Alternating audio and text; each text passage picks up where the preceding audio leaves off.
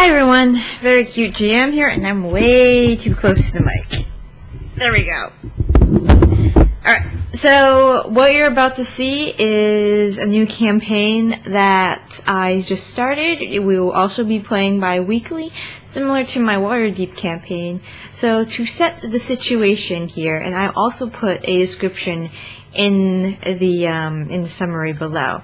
So what's happening is the game takes place on a world called Pondera, which is my creation.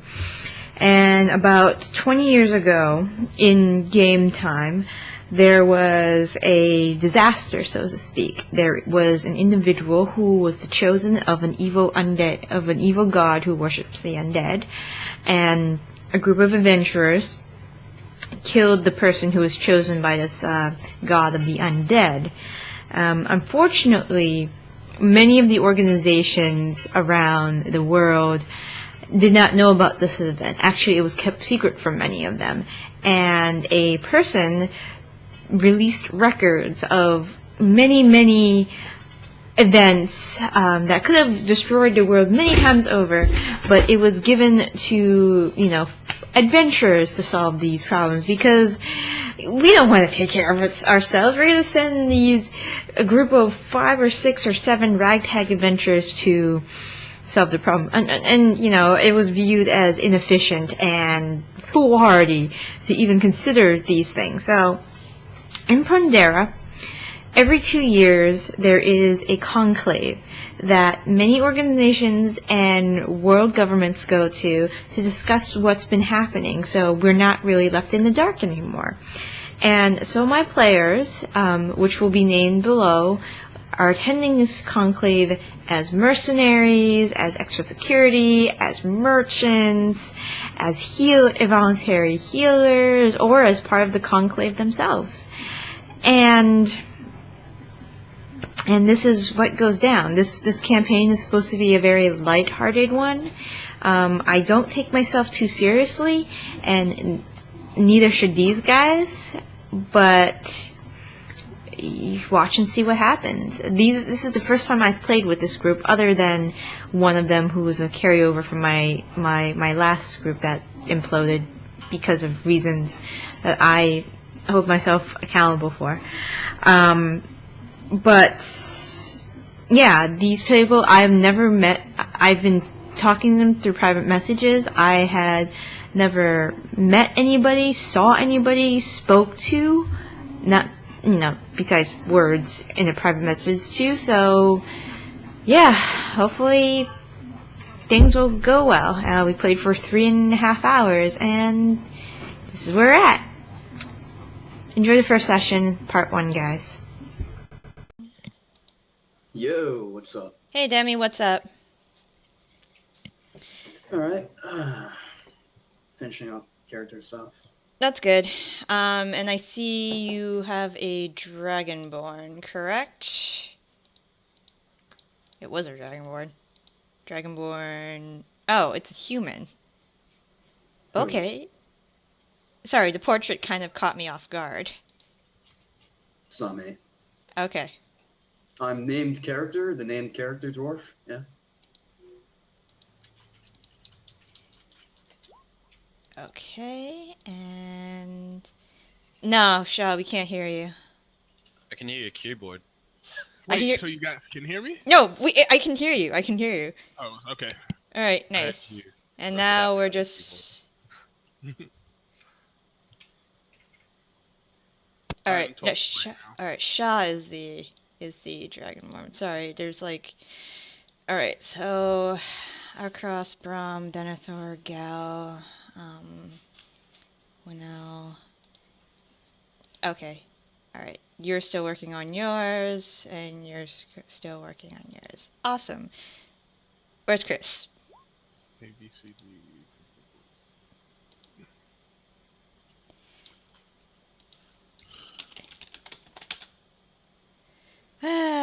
So how's everybody doing today on this lovely Saturday? It's still Saturday for some of you, right?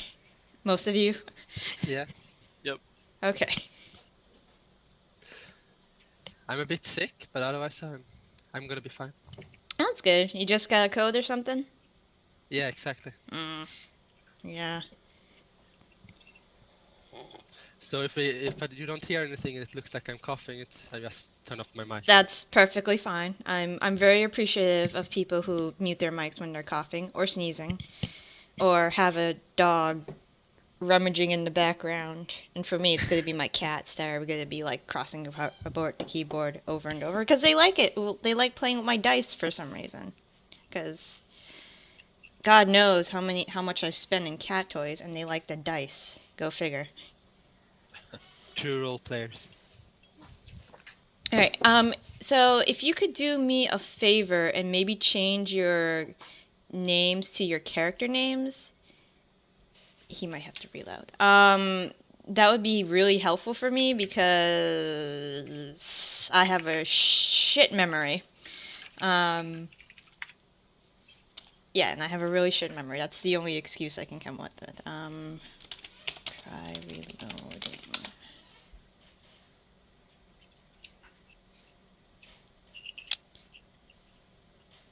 And Alex is not going to be joining us today because he is finishing up finals. So, woo, which is fine.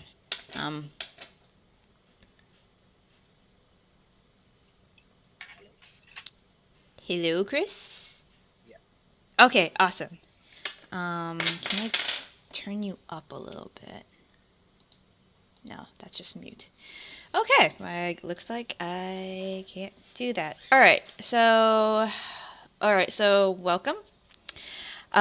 So everybody has read the little summary of what's going to happen today. So today, there is a conclave happening in Wingfall, Leonia in Pondera. The conclave takes place because about 20 years back, there was a few earth-shattering events that nobody really knew about except for individual organizations.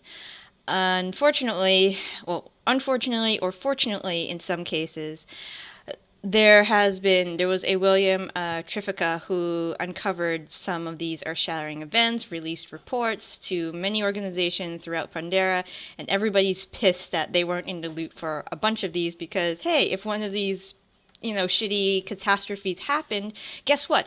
End of the world. And apparently nobody, cares to tell a lot of people, like other organizations, this news. So you can think of like kind of the Edward Snowden of releasing records of shit that's happened, pretty much.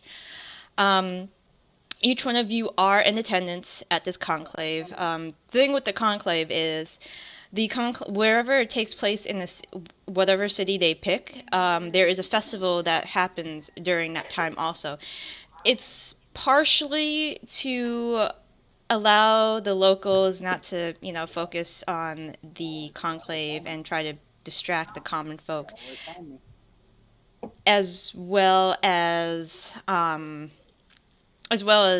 besides providing distraction, as well as, kind of just having the conclave not associated with, hey, all these leaders are talking and, shitty things are happening all over the world, but hey, here's a festival. Look this way. Don't look at the big towering building where all your world leaders are, attending. It's totally cool. And a bunch of you are here as either volunteers for, some of you are volunteering as guards. Some of you are part of the representatives that organizations and countries' governments have sent to the conclave. But for whatever reason, each one of you are attending in this area. Are there any questions before we start? Nope. I don't hear anything. Everything. Okay, so, all right. So, let's see. There are a few people. All right. So, I know that, how do I pronounce your name, first of all? Winnell? Is the H silent? Yeah, it's kind of silent. Okay, okay. So Winnell, I know that you are volunteering at the healer's tent, which has been very quiet so far. It's only been the start of it's about mid-morning, about 9 o'clock-ish. And there hasn't been too many people that have been visiting the tents. I mean, you get, a couple people who have scrapes here and there because apparently there's a person performing some fire breathing in the festival area, and they got a little too close, even though they said, "Hey, don't come too close." But you've treating burns, scrapes. Somebody complained about allergies. And mostly pretty much told them to go fuck off because it's allergies. What are you gonna do about that? So it's been pretty quiet. Brahm, you are with if you had told me previously that you are guarding a noble family that is actually attending the conclave as an entertainer, right? Yes. Okay. So you have been entertaining the I can't read my writing. The Rodley family. They're a noble house from Valido, Leona. Very close advisors to the Queen. To Queen Victoria, and you've just been there as entertainment. Most of the nobles and most of the emissaries have been put in the Whispering Wood Inn because they want most of the leaders in one central area because of, maybe assassination taps. They've increased security around the inn by tenfold at least. And this is where the hired mercenaries come in. The Church of Pelor is well staffed for security. However, private parties feel like, this might not be enough, or maybe, the Church of Pelor has other interests and might put more guards for, the royal family as opposed to minor nobles and other councilmen from other cities. So I know that Across is Arcos? What do you want me to call you? Arcos. Arcos. That's fine. You are actually one of the you are part of you're the militia. You're part of the Leona militia, who is also supplying security for the conclave today, right? Right. Okay. And I want you to give me a perception roll, actually. Okay. Just to, you're outside, so this is a fence. So you're kind of outside the fence. The conclave hasn't, started yet. Okay. It's good to get those. There's my 4 wisdom at work already. It's good to get the lower rolls out of the way. So, So basically, I'm asleep against the wall. pretty much, one guy actually kind of, one of the militia people just kind of kicks you just to wake you up, and it's like, hey, dude. Ow. Dude. What? You know him as Henry. He started around the same time you did. Human. Yeah, that's actually a good point. You probably rolled a 2 1. I rolled 3 1s and a 2. Yeah, so he dropped a 1. Yeah. Yeah. Pretty unfortunate. Yep. At least the rest of your stats were good. Yeah, the rest of your the stats rest are are fine. amazing. Yeah. I offered to change it actually, Demi, and he's like, he'll just go with it. All right, so Henry's a human who's from the area, who started around the same time you did. So you've been on patrols with each other, and he's once in a while he kicks your ass to For wisdom, dude. For wisdom. Yeah, I need the help. You need the help. There's shit you have, like, fucked up at some point or another. Alright. Then we have Razor. Razor. Since you changed your character, I do not know what you're doing here. Would you like us to tell us what you're doing here? I pretty much was still going with the same story as before. I wouldn't be, I don't know, something with the druid's cult, druid's circle. Not exactly a druid, but maybe came as extra protection for them. Okay. Deity of nature. I'm gonna pick Oath of the Ancient. So. Okay. So you were traveling with a couple of representatives of Nature's Pillage, the main druid order of Pondera, which of course is made out of many other tiny orders, but the main representatives that are with you today are actually, let me see my notes. Ironwood, who is the representative of the Druids of the Flame. He's pretty high, quote in quotes, high ranking. I mean, most of the Druids in Nature's Pillage, unless they're a novice, see another Druid as an equal, more or less. Everybody is, working to help with the, to not restore, because it hasn't, there is balance. So to, maintain it? Yeah, to maintain it. So, Ironwood is one of them. He is an elf. And you, actually, I don't know if you would know this, but give me, an insight roll. Alright. God. There we go. Insight. All right. So Ironwood is a high elf. He originally came from Dorenithil. As you know, most people on the Eastern continent do not look highly on elves, especially half elves. They're usually fine with. Full elves, they're usually not fine with, because of how the Fey races have treated non-Fey races on the Western continent. But Ironwood is not like that at all. He's very accepting of other races. You've seen him mingle with orc shaman. You have seen him mingle with other elves, as well as halflings. Even a cannibal halfling at some point. You're not sure why he was talking to a cannibal halfling, but we have no ideas. But from people he hasn't conversed with, he has gotten like really dirty looks ever since you set foot on the eastern continent, and he acknowledges this. He doesn't really care about what they think. Traveling with Ironwood is Cat's Paw,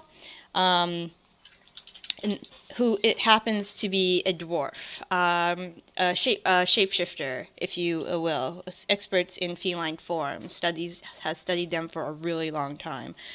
And this is his first conclave.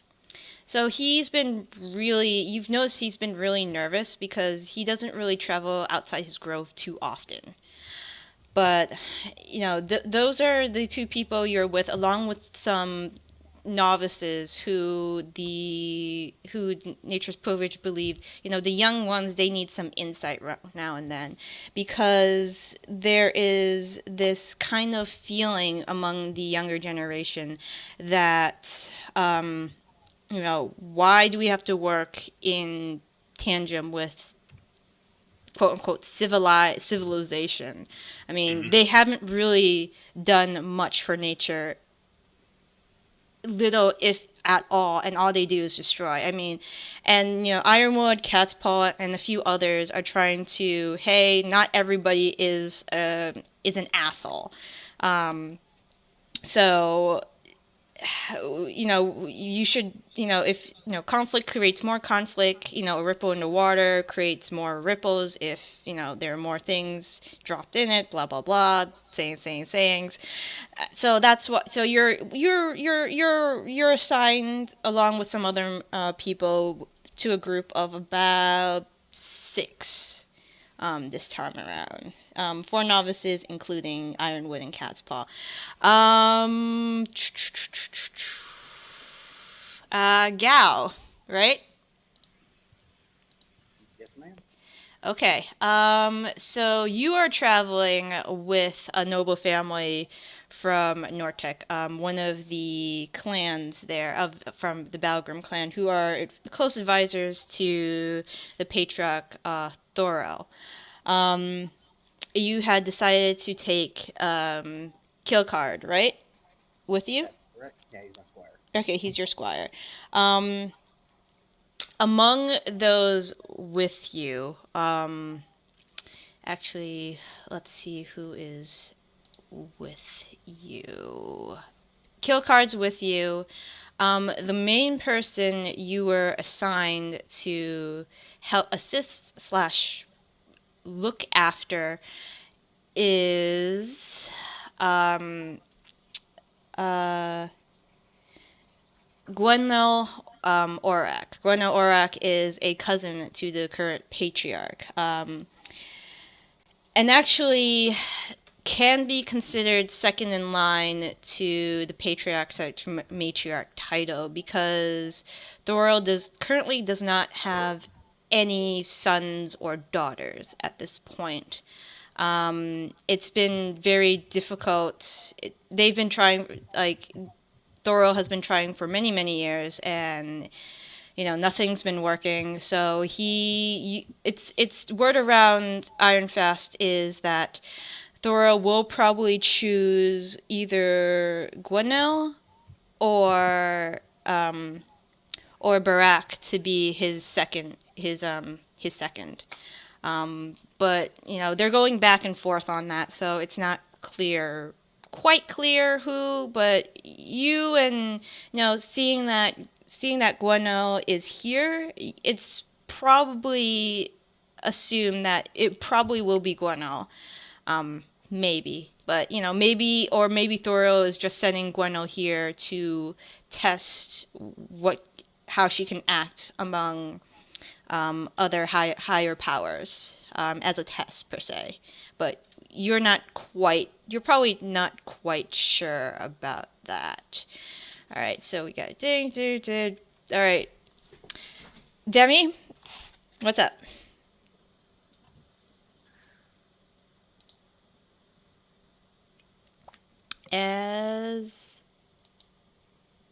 Okay, I was just gonna put you in the healer's tent. I mean, if unless you want to be like part of the Church of Pelor or something, which not a dwarf. Oh, Jesus Christ! And it begins. Okay. I mean, you could pick many of the deities, or you can just pick.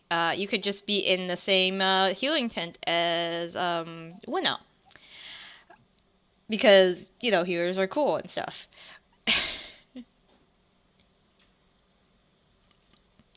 Hey, you chose to be a healer. I'm sorry if I have to be like classist right now. Well, he's a warmonger. All right, you are whatever. He's the one lighting people on fire. Probably at this. You know what? That's not so far away from what he did last time. All right. Well, actually, no, that was the goblin. All right. So let's start from the. All right. So Hanwell, I need you to roll me a perception check, please. So like I said, quiet, intent. Okay, good. Good. You didn't roll 1. I was hoping for that. Because that usually happens when I'm trying to establish things, and oops, somebody rolled a 1, and now things are on fire for God knows what reason. All right, so, hello, you are manning the tent without or with Demi. We don't know where he is. He could be underground, 6 feet under for all we care. When you notice a child wanders into the tent area. Your fellow volunteers currently are not really paying attention that much. AKA they have shit perception. And this child, red hair, green eyes. She's clutching a a worn rag doll with her, and she just kind of wanders in, and she's just looking around as she looks very, very confused. Trotting behind her, however, is a small calico cat, who just kind of follows her no matter where she goes. Like, this cat will not leave her side. And do you approach her? Do you just observe her for a little bit? Or she looks like she's about 6 years old. 6-year-old human. I think I observe her for like 30 seconds a minute, and then I will approach her. Okay. While you are observing her, she, several times she kind of crouches over like little bits of grass and little plants that are kind of on the tent floor, kind of, like poking them, with her finger.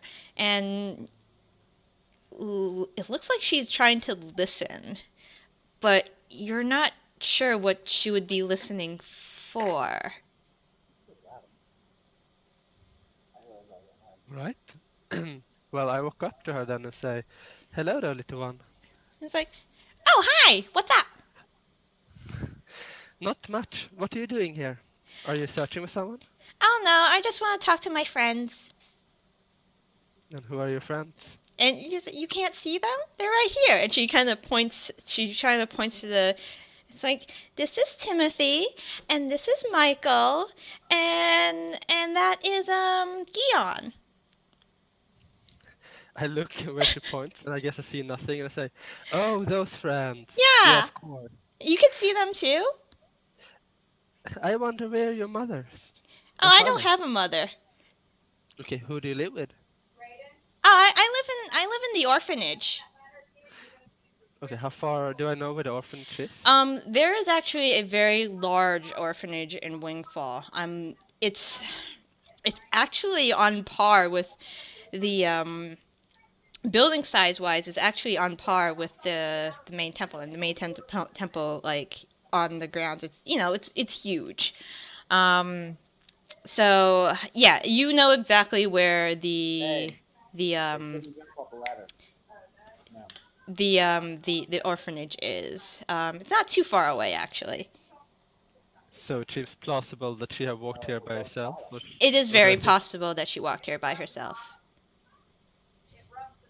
Alright. And then I ask her, "Did you walk here by yourself?" Oh no, I had a orange cat with me, and she points to the calico cat. Okay, do the cat live with you at the orphanage? Uh-huh. Why are your friends here, by the way? Oh, they said something's gonna happen soon, but I don't know. I mean, it could be anything. But they said I should watch. You should come here in the tent and watch. Mm-hmm. I mean, they said it was the closest place to watch. I can't get through the fence because the angry men in armor won't let me. Did they tell you what to watch for? No. But usually it's very exciting. All right. Well, you can sit down here, I guess, and wait, and I can. Yay! I can lead you back to the orphanage later.